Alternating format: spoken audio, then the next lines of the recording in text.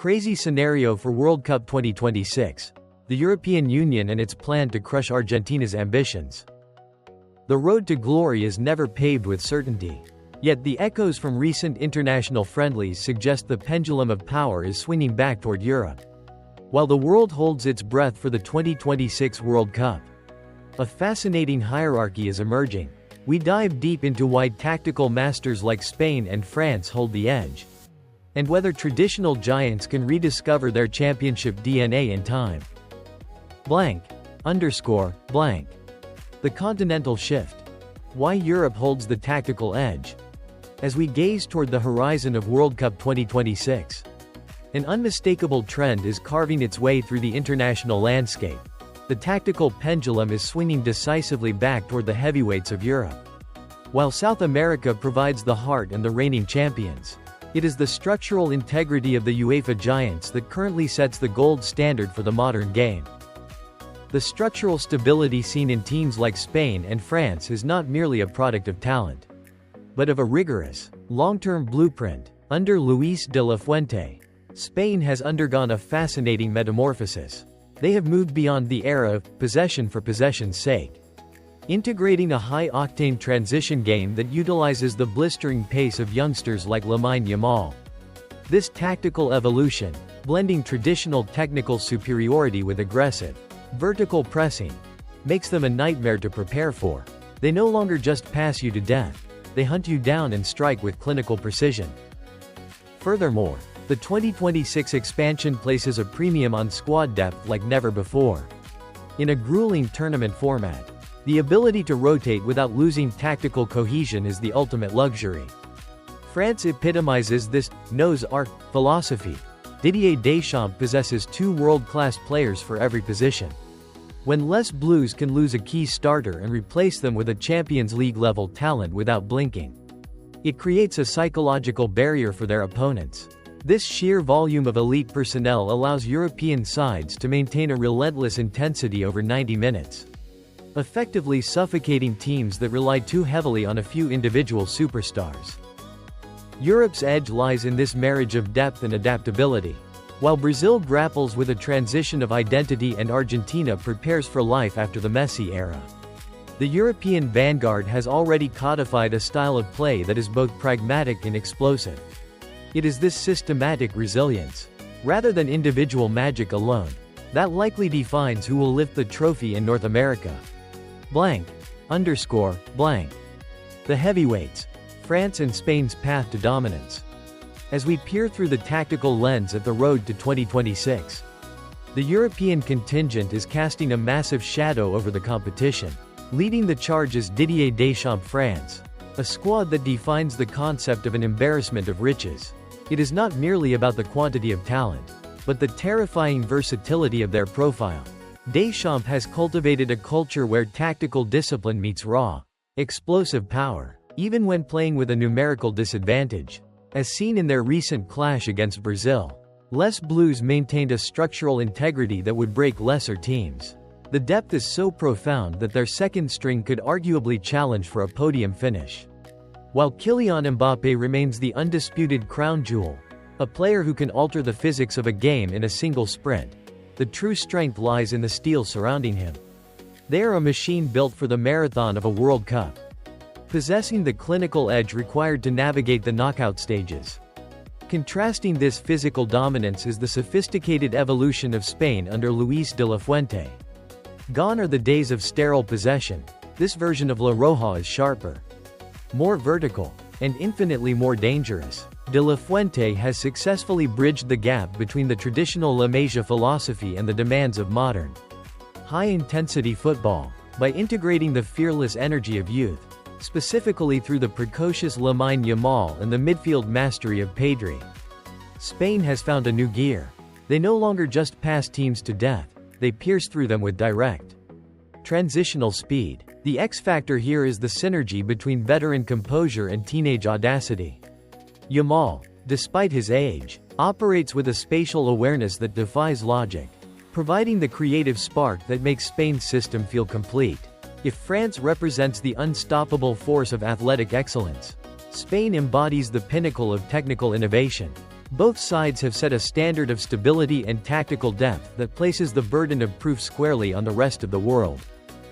Blank. Underscore, blank. The South American resilience. Defending the crown and navigating transition. The grand stage is being set for 2026. And all eyes naturally gravitate toward the reigning kings of the world. Argentina arrives not just as a participant, but as a symbol of tactical evolution.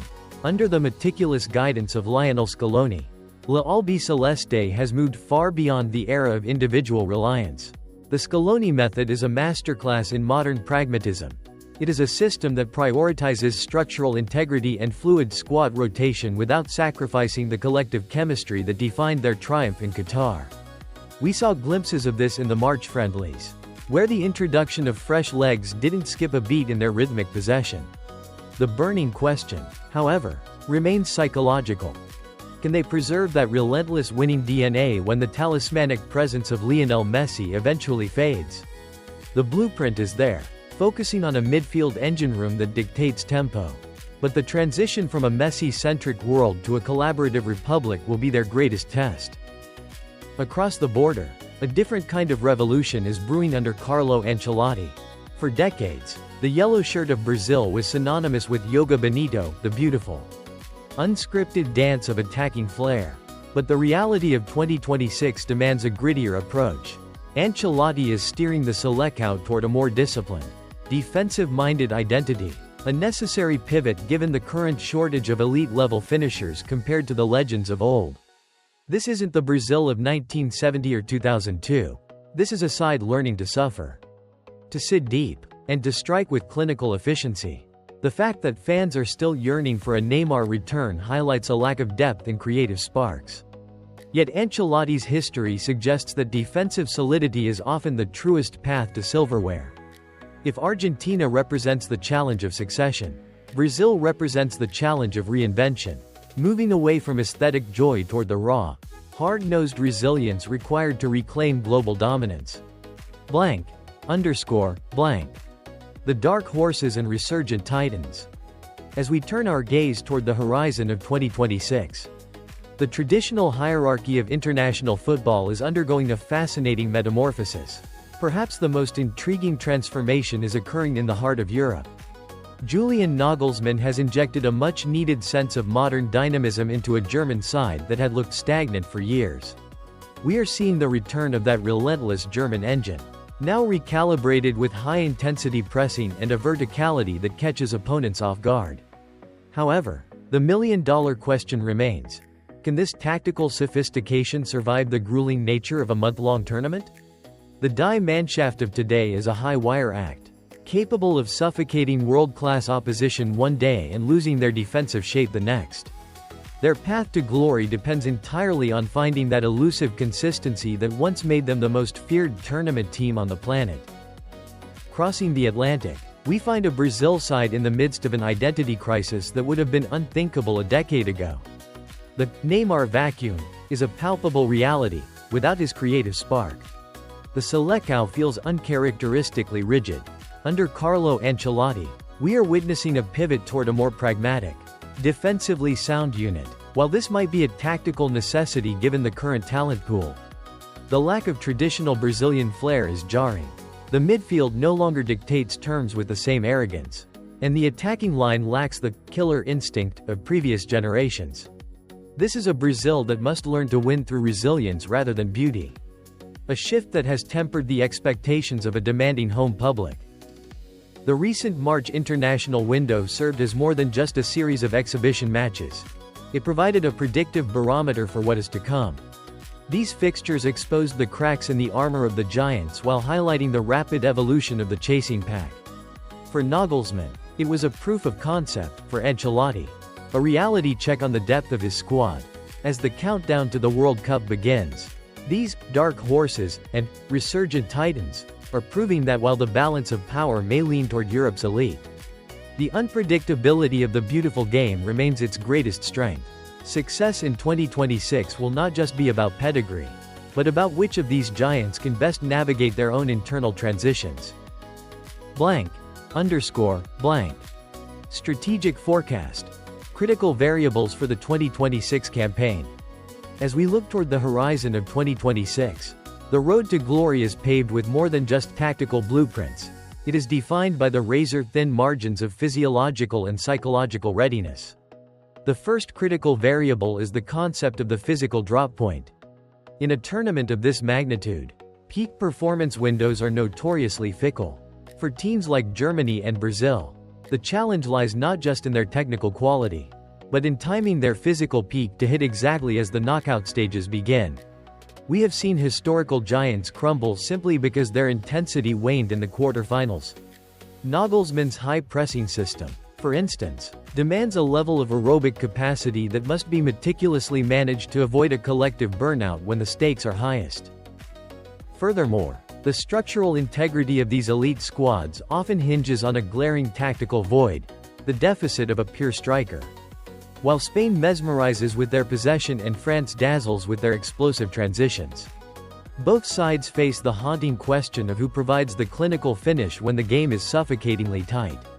Spain, for all their aesthetic brilliance under Luis de la Fuente, at times lacks that ruthless predator in the box, a true number 9 who can transform half-chances into history.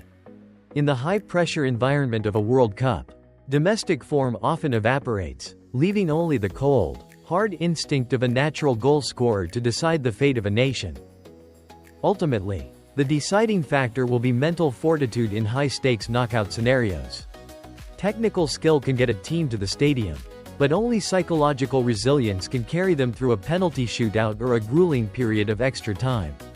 For Argentina, the looming transition away from the Messi era tests their collective identity.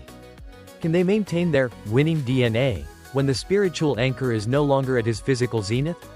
The ability to remain composed under the deafening roar of a global audience is what separates the perennial contenders from the eventual champions. It is this intersection of physical timing, clinical efficiency, and mental iron that will dictate who lifts the trophy in 2026. The stage is set for a historic collision of styles across North America. While South American giants Argentina and Brazil rely on grit and transition, the tactical sophistication and frightening depth of France and Spain suggest the pendulum of power is swinging back toward Europe. Whether Germany's resurgence or Messi's legacy will disrupt the order remains to be seen. Buckle up, because the road to 2026 promises football at its absolute zenith.